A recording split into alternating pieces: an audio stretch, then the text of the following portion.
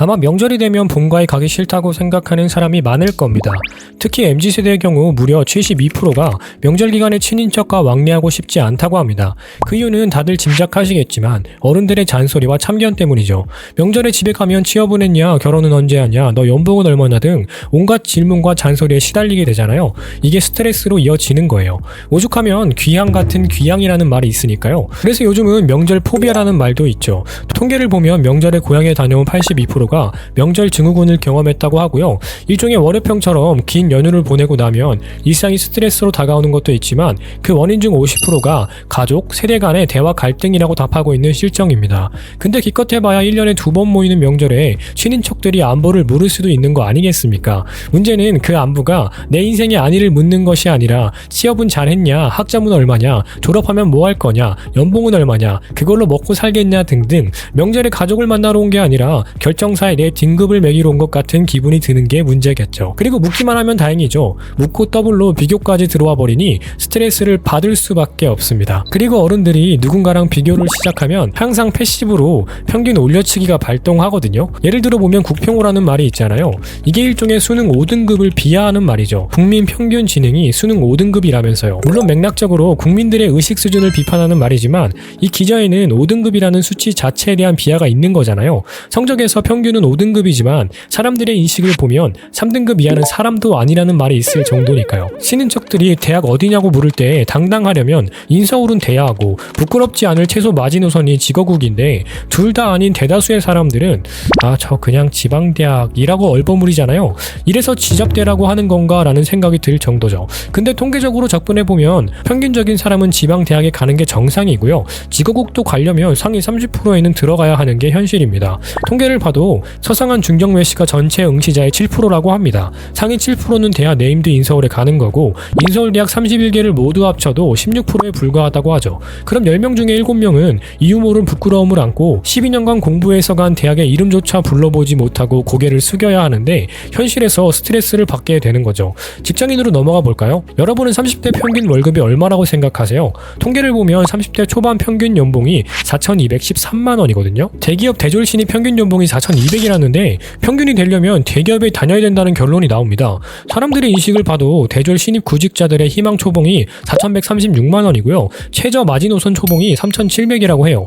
이런 수치만 보면 평균이 너무 높다고 생각할 수밖에 없죠. 대기업이 개나 소나 가는 것도 아니고요. 그렇기 때문에 평균의 함정을 지적해 볼 필요가 있습니다. 평균이란 건 사실 대단히 객관적인 지표는 아니거든요. 양극단의 표본의 차이가 클수록 평균이 의미가 없어지거든요. 예를 들어 보면 미국의 노스캐롤라이나 대학 졸업생 중 평균 연봉이 가장 높은 학과가 약 10만 달러를 기록한 지리학과였는데 그 이유가 다름 아닌 마이클 조던이 그 학과 출신이었기 때문이었습니다. 그래서 좀 더 객관적인 지표를 보려면 1에서 100까지 줄을 세웠을 때 50에 위치한 중위소득을 봐야 합니다. 중위소득을 보면 3,700만 원 정도로 500 가까이가 차이가 나죠. 게다가 세부 지표를 보면 3천만 원 이하 연봉을 받는 직장인이 47%에 달하고요. 4천만 원 이하까지 확장해 보면 과반이 넘는 62%죠. 평균과는 다르게 현실에서는 연봉 3천 이상 받는 것도 대단히 쉽지만은 않습니다. 국평호처럼요. 이처럼 남이랑 비교하기 좋아하는 이 사회에서 평균은 아득히 올려치기 되고 현실은 내려치기 되면서 어른들의 잔소리는 빗으로 날아와 청년들의 마음을 난도질하기 십상이죠.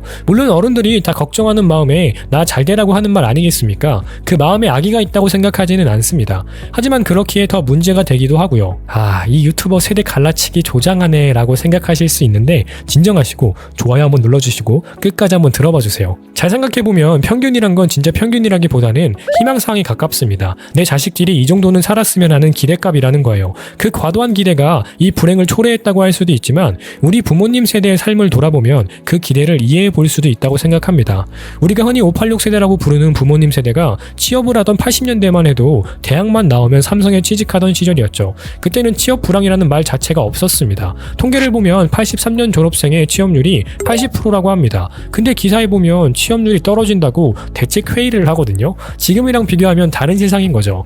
90년대 취업 현황을 봐도 현대 삼성의 공채 경쟁률이 무려 6대1입니다. 지금이랑 비교하면 말도 안 되는 수치죠. 자, 그런데 여기에는 특이점이 하나 있는데요. 이 시대적인 상황을 적용하기 위해선 바로 학번이 있어야 한다는 겁니다. 대학을 나온 경우만 기회였다는 거죠. 그런데 그 당시 대학은 흔한 건 아니었어요. 연도별 대학 진학률을 보면 80년대의 경우 30% 전후에 불과하고요. 대부분은 대학에 진학하지 않았고 고등학교의 경우도 빠른 취업을 위해서 인문계보다는 농고, 상고와 같은 전문계 고등학교에 가던 시절입니다. 우리가 너무도 당연히 받는 교육의 기회가 그때에는 쉽게 받지 못하던 시절이라는 거죠. 그리고 이 세대는 97년 IMF를 경험하게 되는데요. 이때에도 대졸자는 큰 위기는 아니었다는 주장도 있습니다. 50년대생 차장 부장급 선배들이 정리가 되면서 그 자리를 꿰차 고속 승진을 하기도 했고요. 되려 IMF 이후 기업들의 효율성 제고로 고학력에 대한 수요가 더 늘어나기도 했죠. 그 결과로 고졸자들의 취업률이 급락하기 시작했고요. 정부의 대학 자율화를 시작으로 대학 진학률이 폭발적으로 증가하기 시작합니다. 고학력 백수 시대의 서막인 셈이죠. 결론적으로 80년대의 호황, 이런 시대적 흐름에 편승하지 못한 대다수의 부모님 세대에겐 이 시대가 기회의 장이라기보단 후회의 시절로 남게 됩니다. 특히나 대학을 가서 승승장구하는 주변의 친구들과 자신을 비교해봤을 때 그 시절이 너무 아쉬울 수밖에 없죠. 내가 대학에 갔다면, 집에 여유가 있었다면 지금의 삶이 달라지지 않았을까 아쉬움을 토로할 수밖에 없는 거고, 그 아쉬움이 자녀들에 대한 기대로 투영됐다고 생각합니다. 80년대가 기회의 시대였다고 하지만 그 기회를 잡을 최소한의 환경이 주어지지 않았기 때문에 이제는 그 환경이 주어진 자녀들에게 높은 기대와 헌신으로서 더 나은 삶을 자녀에게 주고자 했던 거죠. 그리고 그런 부모님 세대의 입장에서 청년들을 볼 때 우리 때는 마리아가 나올 수밖에 없는 것이고요. 또 역으로 젊은 세대의 입장에서는 80년대는 취직 잘 됐지, 이만큼의 경쟁도 없었잖아요. 우리는 대학에 석사에 취업 준비 몇 년을 해도 대기업에 가기 힘들단 말이에요 라고 말할 수도 있는 거고요. 대졸자 취업률은 계속해서 떨어지고 있고 가장 많은 교육을 받았지만 가장 취업이 안 되는 나라로 꼽히고 있습니다. 특히나 시어스 인구가 계속해서 증가하면서 40만 명을 훌쩍 넘어서고 있습니다. 말 그대로 고학력 백수의 시대인 거예요. 그 이유 중 가장 주요한 원인이 청년들의 취업이 양극단으로 몰렸기 때문이라고 하는데요. 왜냐하면 이 사회는 대기업 외 기타 등등이 되어버렸으니까요. 이런 현상은 결국 어른 세대의 기대로부터 시작됩니다. 현실과는 동떨어진 평균치에 대한 기대가 청년들의 선택의 마지노선을 올려놓게 되고 한정된 양질의 일자리를 두고 싸우다 보니 대다수가 낙오하는 사회적 현상이 나타나는 것이죠. 그리고 그 기조엔 높게 잡은 눈높이도 있겠지만 평균 올려치기와 체면을 중시하는 사회적 풍토가 크게 작용했다고 생각을 합니다. 인서울 대학교가 아니면 대기업 공기업이 아니면 낙오자가 되어버리는 사회적 인식이 청년들을 양극단으로 몰아넣고 있는 것이죠. 대기업 외 기타 등등으로 불리는 사회에서 내가 기타 등등에 속하게 됐을 때 그동안 나를 서포트해준 부모님에 대한 죄송함과 비교의 시선 속에서 낮아지는 자존감이 복합적으로 작용하게 될 것이고, 12년의 학창시절과 수년간의 취업전쟁, 그 모든 시간들이 부정되기 시작할 때 그냥 쉬는 청년의 삶으로 던져지게 되는 것이죠. 결국 이렇게 세대 갈등의 골은 깊어지고 우리는 서로를 이해할 수 없는 지경에까지 이르게 된 것 같습니다. 하지만 우리는 본능적으로 이 문제가 그 누구의 잘못도 아님을 알고 있습니다. 그저 더 나은 삶을 향해 행복을 쫓아갔을 뿐이고 각자의 방식이 다르고 시대가 달랐을 뿐, 그렇게 우리에게 필요한 건 기성세대와의 다툼, 갈라치기가 아닌 행복에 대한 새로운 정의일지도 모르겠습니다. 심리학자 에드 디너 교수는 행복하기 위해 세 가지 조건을 제안하는데요. 첫째는 불행한 감정을 덜 자주 느끼는 것, 두 번째는 긍정적인 감정을 더 자주 느끼는 것, 세 번째는 현재 본인의 삶에 만족하는 것입니다.